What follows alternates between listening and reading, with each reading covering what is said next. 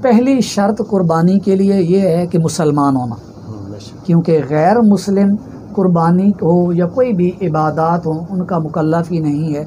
कलाम मजीद फुरकान हमीद के अंदर जो कलाम है आमाल के मुतल्लिक़ वो ईमान वालों से ख़िताब है।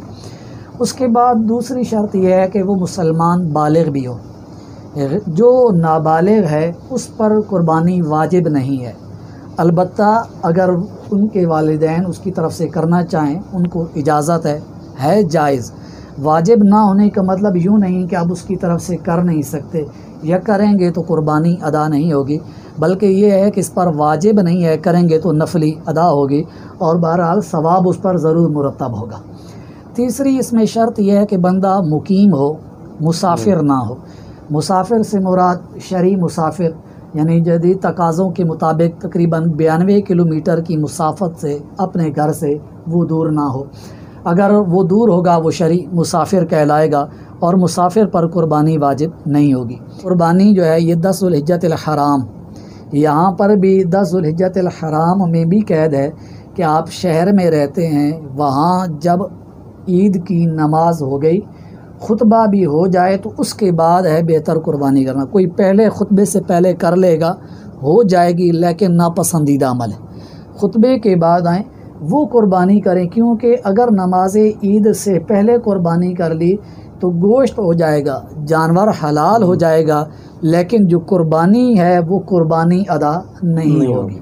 तो ये यहाँ पर ये बात भी ज़हन में लाजमी रखनी चाहिए कि कुर्बानी ईद की जमात के बाद इसका 10 ज़ुल्हिज्जतिल हराम को भी वक्त शुरू होता है।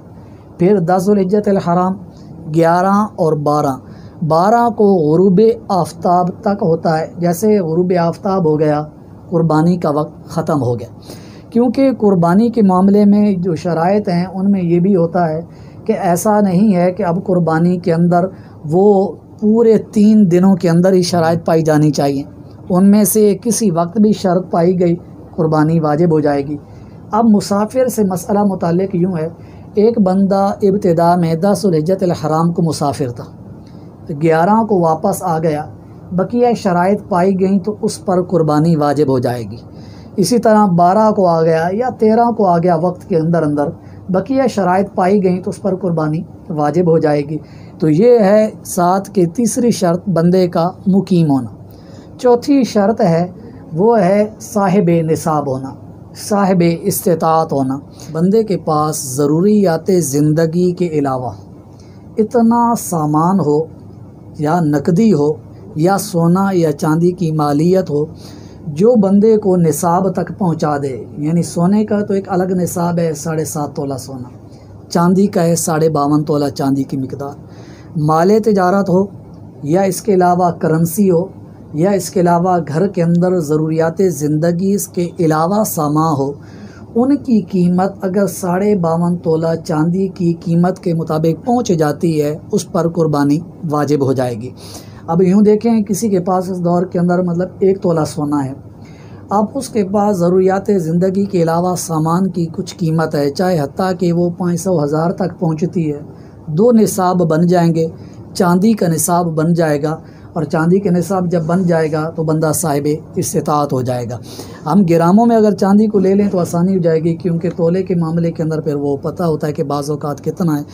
1 तोला ज़रगर हज़रात 10 ग्राम का भी बताते हैं, 12 का भी बताते हैं, लेकिन हमारे जो मुफ्तियान कराम ने वो तहरीर फरमाया है उसमें यह है कि 1 तोला तकरीबन 11 ग्राम से कुछ 660 इशारिया ऊपर है।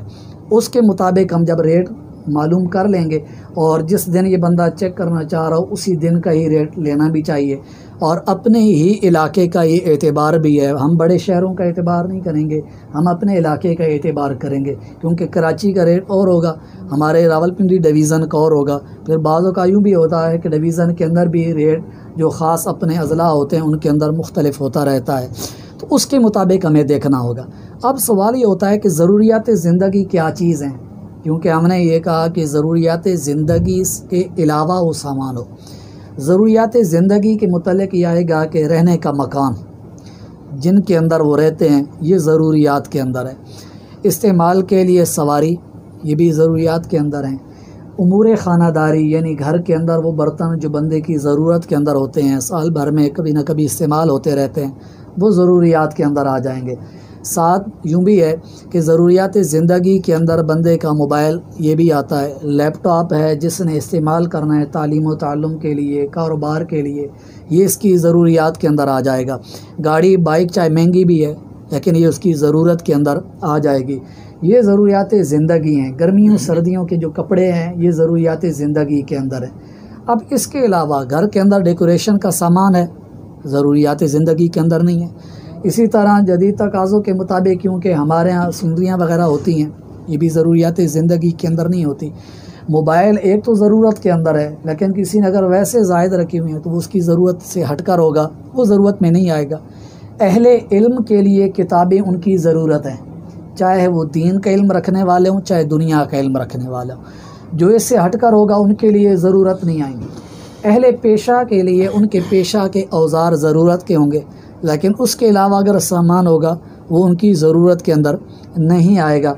तो जब यूँ हम गौर करेंगे तो हमें ये बात मालूम हो जाएगी कि ज़रूरियात ज़िंदगी के अलावा का जो सामान है उसकी हम कीमत का करेंगे तो ये हम वो कीमत अगर वो निसाब तक पहुँचती है तो उस पर कुर्बानी वाजिब हो जाएगी।